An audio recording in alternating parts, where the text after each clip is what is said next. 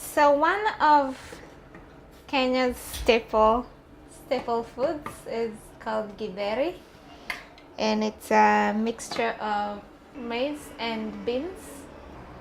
This is an everyday meal. It's like the rice and beans version, Mexican version of rice and beans, I guess. And the ratio of maize to beans varies, depending on how, I guess, well off you are. Beans is very expensive in Kenya. Maize is very, it's probably the cheapest food there is. I grew up with more maize than beans. I always imagine that I cook very fast, but Shane tells me I cook very, very slow. Okay, karibu. Welcome.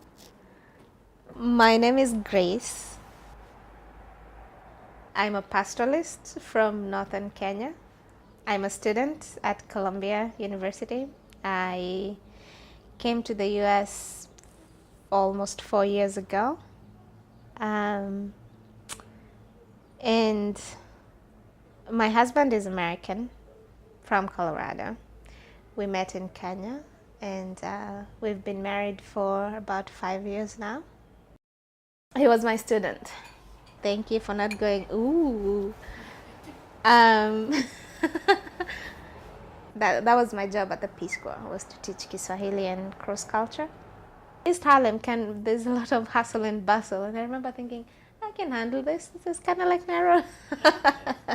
This is kind of like Nairobi. There are some cultural differences like this between Americans and Kenyans, I would say. Here, most people think of themselves first.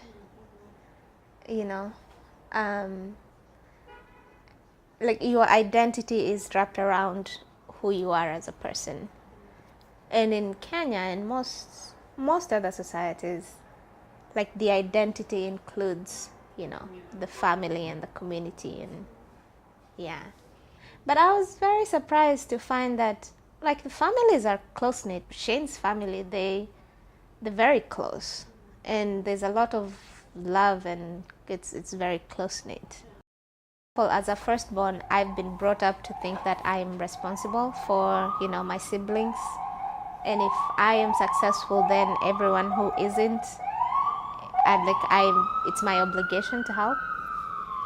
But being here and, just not having a job and deciding to go to school the whole time I've been here, I haven't been able to fulfill that obligation.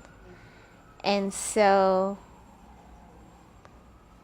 I think some people will tell you that I've probably become individualistic that way. The individualistic bit is usually seen as selfish. Being in another country is immediately construed as being well off financially. People just assume that just because I'm married to a white guy, that means money. People are starting to finally understand, I married a regular broke guy, Yeah, people have a lot of fantasies about life in the US, and they're starting to understand that it's a struggle.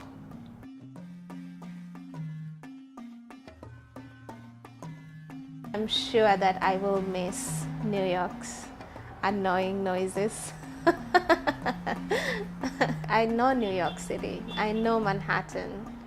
I like that, and I'm gonna miss just going from place to place and enjoying everything that the city has to offer. Being so far away from home, I do cherish all the friendships that I've made, and all of you are in New York City. So I'm going to miss that very much. Luckily, DC is just 3-hour ride from here.